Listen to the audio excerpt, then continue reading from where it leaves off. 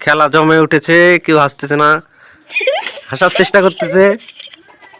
এবার দাঁত বের হয় নাই, দাঁত যদি বের হয় সে হারিয়ে যাবে।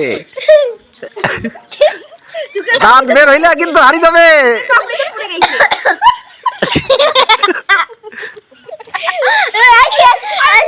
ওইদিক তাকাও, ওইদিক তাকাও, ওইদিক তাকাও। আমরা হাসি দেখবো, হাসির সাথে দাঁতও দেখবো। কার দাঁত কত বড় সেটাও দেখা যাবে।